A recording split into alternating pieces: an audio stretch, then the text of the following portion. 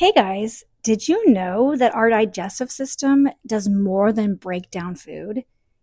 Isn't that insane? It really does more than this. It influences our immunity, our mood, our hormones, and our energy levels. In this episode of Life Reassembled, we're going to explore why gut health is foundational to our overall health. Welcome to Life Reassembled. This is the podcast where we learn how to reassemble our lives. I'm Julie Renee. I'm a life coach specializing in trauma recovery and a speaker. Together, we're going to be exploring what it really means to reassemble our lives on the rock after we've spent our entire lives piecing it together on sand. Here, we're going to talk about healing the mind, renewing the spirit, and organizing the parts of our lives that were once overwhelmed by complete chaos. Each episode is a space for reflection, faith, and practical steps for living with peace and intention. So, take a deep breath with me, settle in with some warm coffee, and let's begin reassembling our lives, piece by piece, together. Have you guys ever felt consistently tired, anxious, inflamed, or you're just struggling to feel clear-headed? Now, it might not just be mental or emotional, it might be physical. It might be your gut health. Our guts do a lot of work, guys, and we really don't take care of it. At least I haven't until recently. So let's break this down, not only on how our body absorbs and digests, but also our habits and what we're eating, like processed foods or eating under stress. So let's get into what this really means.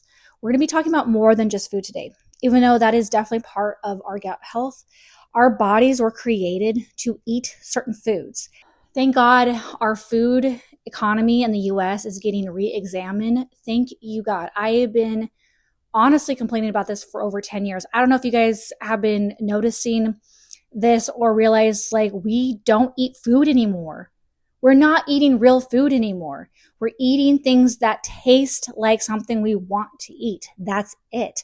But we're not absorbing real food, and our bodies are obviously rejecting it in various ways. And we're having so much more health issues than we've ever had before because of what we're actually consuming. It's absolutely ridiculous, and I'm so glad that we're getting an overhaul on our food system and our medication system also, because our bodies were created for more than what it's going through. When God created the heavens and the earth, and part of the earth's creation was plants and trees and all these beautiful natural herbs and flowers even, and this is what humans were created to eat. And what are we eating now? Why are we eating these things? And I have been guilty. You guys can't see me, but I'm raising my hands. I've eaten the processed foods. I've eaten the fast foods that have all the seed oils in it. I've been there. I've done that because I've allowed my schedule to be so crazy. I've allowed my habits to, lean towards a simple solution for dinner tonight because of the convenience or the time constraints. It's a habitual routine that we've built into our everyday lives where it's kind of like our go back. It's our fallback. It's our, hey, just in case. And I, again, am guilty of this even to this day, even though my diet is dramatically changed. I still have the, okay, well, just in case, or, for instance, no, we have to change all that. I don't want to say that. But have you ever felt like your digestion is just off in some way?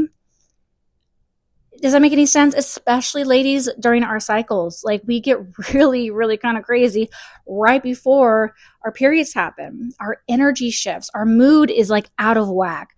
Our clarity is all over the place. Our healing capacity is off. We have to really start with our gut health. And it's amazing, guys. They're doing studies that people with ADHD, if they're working on their diets and their gut issues, it changes dramatically on how they process information, and they're getting off of medication. This is a real thing, guys. We have to do our absolute best to come up with new habits, to eat less and less processed foods, and come up with more and more excuses to eat fast foods or anything like that, and come up with rhythms and routines and habits to eat nutrient-rich foods. So you might be feeling fatigue, have brain fog, staying inflamed, mainly because your digestion is impaired. I'm a key component when it comes to sleeping and eating, because if we can start there, the rest of it can flow a little bit easier. We can do everything we can in regards to our brain health, but if we're not eating right or not sleeping right, like, what is the point of even working on our mental clarity when we're not fueling it the way we should be? We need the omega-3s. We need to be hydrated. We need to make sure that when we're waking up, we're breaking our fast from sleeping properly. And we have to really be in tune with our hormones, whether you're male or female, in this regard. And we talked about hormones last week, I believe. And so this week, we're really talking about the gut health and like really treating our bodies the best way that we need to. And I understand processed foods, easy. Processed foods, cheap. Processed foods, like, you don't have to really think about it. You just pop it in the microwave or pop it in the oven for so long and it's ready to go. However, what are we doing to our bodies when we rely on this? So now I'm not trying to guilt anybody into anything. Like, every situation is different and I get it. However, if this is our day-to-day, if this is our fallback, if this is our constant consumption, then we really need to kind of separate our feelings and our emotions with the foods that we eat, because we could be stress eating. Has anybody ever done that, where you're just like, I'm tired, I have had a long day, I'm getting that tub of ice cream, you don't even get a bowl. You know what I'm saying? Like, has anybody ever done that, or is that just me? You just grab a spoon, you head down and you watch Netflix and you seriously just chill out and you're just eating the ice cream. You feel horrible 2 hours later and then you're in the bathroom the next morning. We've all been there. I'm sure, to some degree at least. Is it really worth it? The emotional eating after the emotion has passed and we filled ourselves up with a artificial dopamine hit, like in reality, is it really worth it at the end of the day? Our bodies are paying a price for when we can't handle certain situations. Now, I'm not saying like you should never eat ice cream again, but let's start changing things up. There's a huge fad when I was younger about going fat-free on everything. Fat-free this, fat-free that, sugar-free this, sugar-free that. As if anything changed. It's just a psychological trick to making you think, oh, well, I can eat ice cream, I'll just get the fat-free version. Oh, I can drink soda, I'll just drink the sugar-free version. And we don't realize, like, okay, break it down, black and white, scientifically. What are they putting in it that's making it quote-unquote fat-free? What are they changing to make it quote-unquote sugar-free?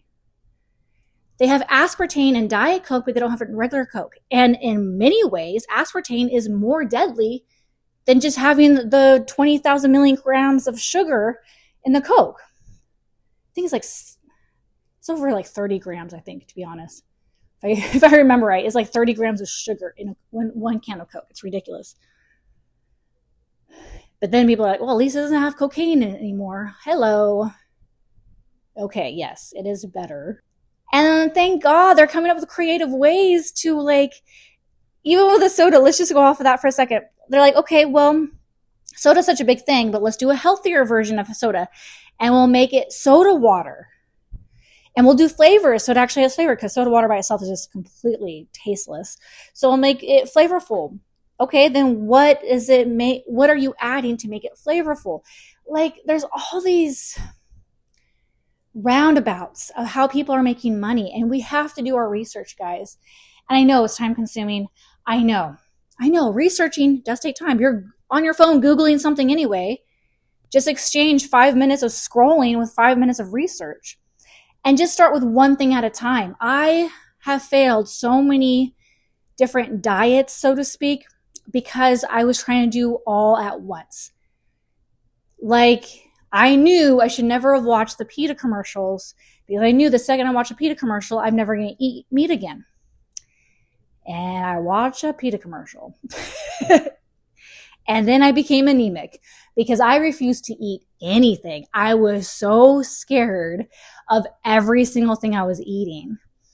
I'm sure there's a phobia name for that.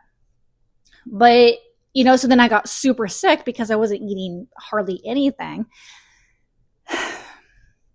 Start slow. Start with the most damaging. I'm always the key component of whatever is the most damaging. Let's start there because everything else will flow from that. It's the same thing when you're tackling your debt. You start with the biggest debt and go from there. Everything snowballs afterwards. And then it gets kind of fun and you get familiar with what to do, what not to do. So let's say the biggest thing for you is the soda, because we're kind of talking about that. And you have like a soda addiction of some sort, or, you buy soda here and there, but you really don't want to, or you shouldn't, blah, blah, blah, blah. What can we do to replace our soda with something that's a little bit better? Now, we don't want to just, soda water, this one tastes like cherry, whatever, because it's similar to Coca-Cola. Awesome. Now I'm good to go. Well, hang on. What is the brand? What is the ingredients? Where is the story? Because I'm all about also learning the story of how companies got created.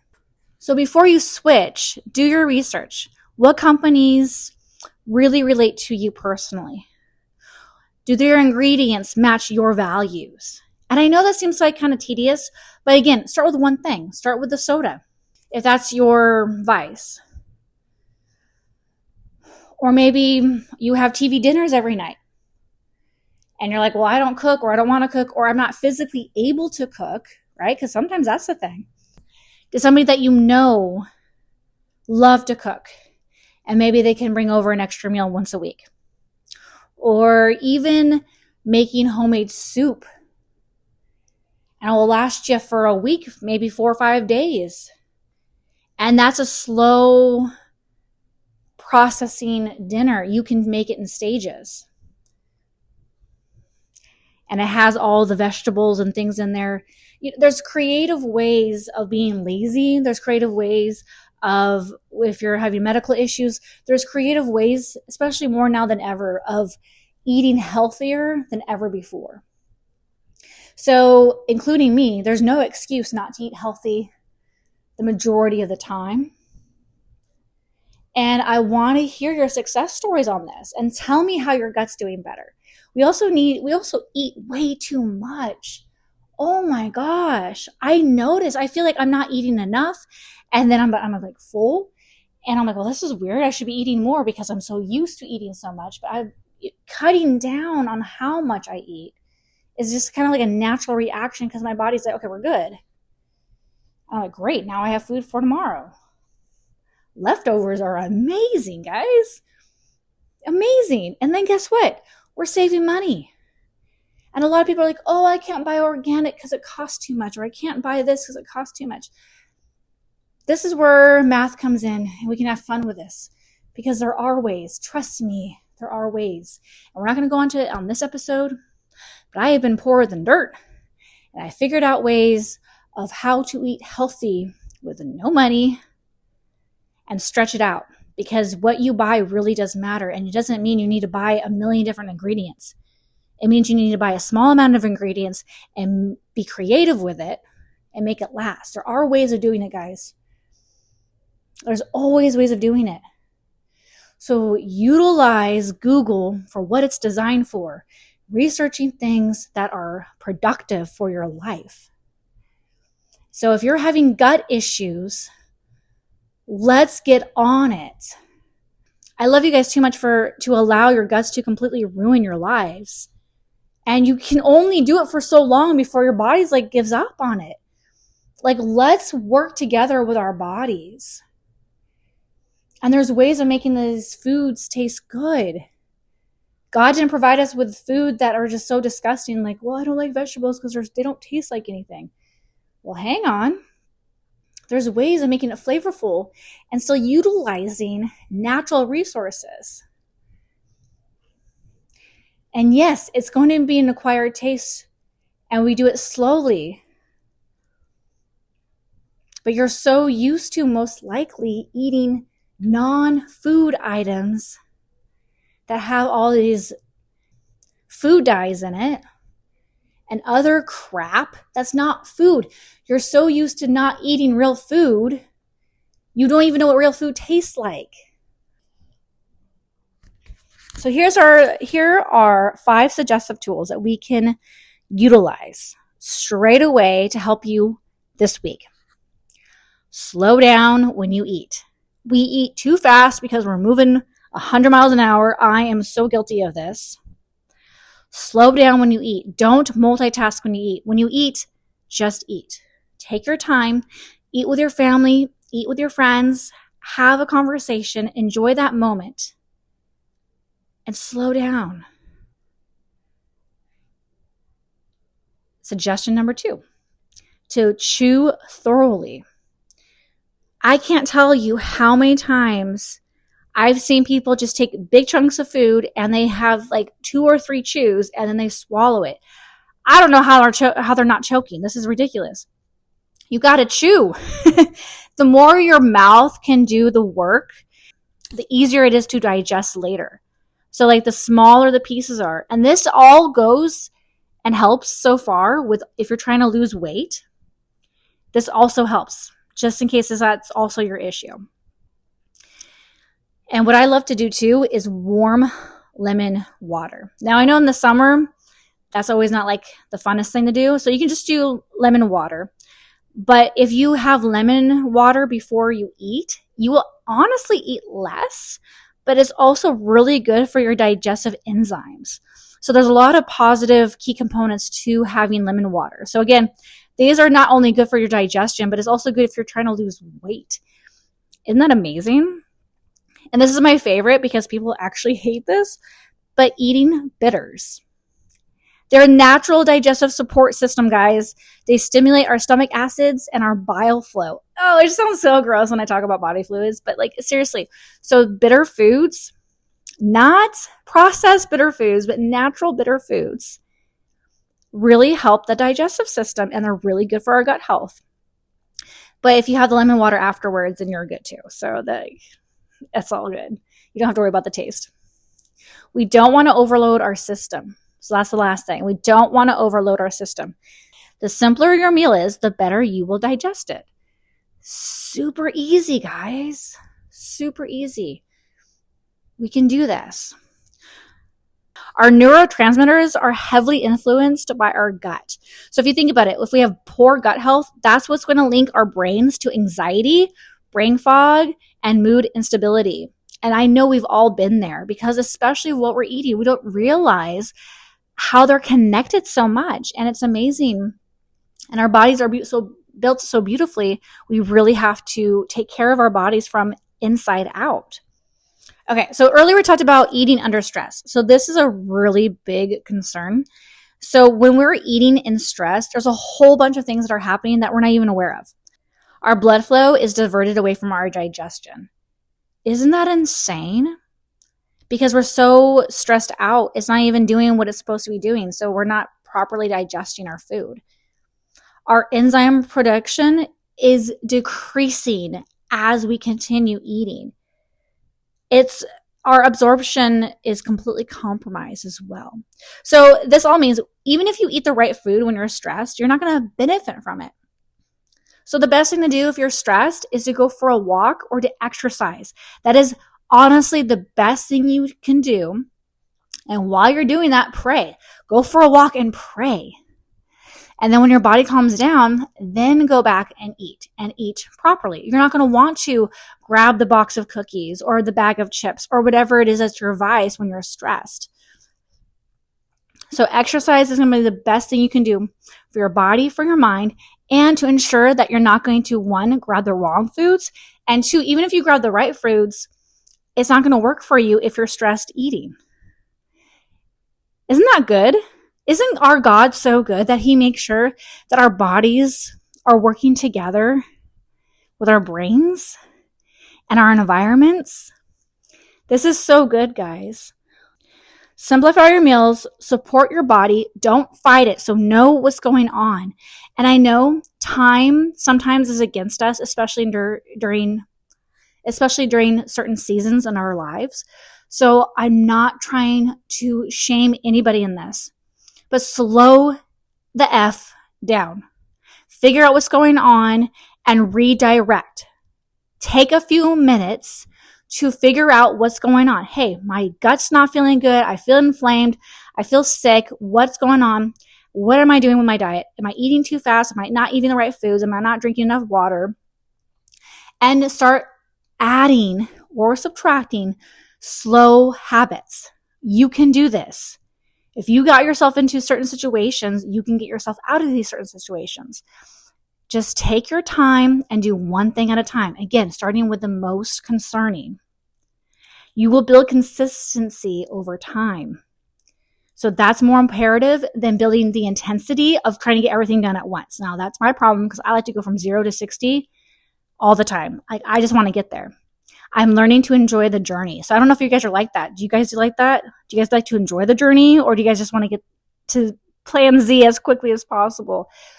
Learning how to enjoy the process, enjoying cooking, enjoying foods, understanding how foods work together is a beautiful journey. And I welcome all of you guys to join me on that journey in taking care of your gut health. And you're going to lose weight naturally because your body's getting rid of all that extra gunk that it's hanging on to for no reason. Our bodies hang on to so much stuff. And especially if you're stressed, it's hanging on to that physically inside of you. And this is a great way to release it properly, to release it naturally, and to be lighter physically and emotionally. It's so beautiful, guys. It's so beautiful. We're not looking for perfectionism. We're not looking for things to do overnight. We're looking for a routine that gives you a clear path to where you want to be in your gut health, in your anxiety levels, in your mood swings, in your inflammation. We want to end all of that. Like, we're done with the drama llama. Can I get an amen in that? Let's move forward and taking care of our gut health to get reassembled properly to move forward with where we want to be. I got you guys. I'm in your corner. The Lord says a cheerful heart is good medicine, but a crushed spirit dries up the bones. There is seriously a connection between our internal state and how our physical body works. This is not a coincidence that God is so intentional about how we were created and what He has provided for us to take care of that system. Our body is a temple. Our body is a temple of the Holy Spirit. It says that in 1 Corinthians. And so it is a great reminder to take care of this temple and to treat it holy. We don't treat it like trash. Well, hopefully we don't treat it like trash, because our bodies are not trash. Our bodies are amazing, and they should be respected as much. So I encourage you guys to respect your body and to take care of it and to go into where you can get better gut health. I love you guys. I'll talk to you guys next week. Thank you for joining us for today's conversation on Life Reassembled. If this episode spoke to you, share it with someone who is also rebuilding their life, because none of us are meant to do this alone. To keep growing with us, join us on the Life Reassembled Facebook community. Check out our free identity blueprint on our website, or learn more about our coaching and upcoming courses at reassembledlife.com. That's re-assembledlife.com. You can also connect with me on Instagram at Life Reassembled for daily encouragement and resources. Remember that healing doesn't happen overnight, but every small step forward is part of reassembling your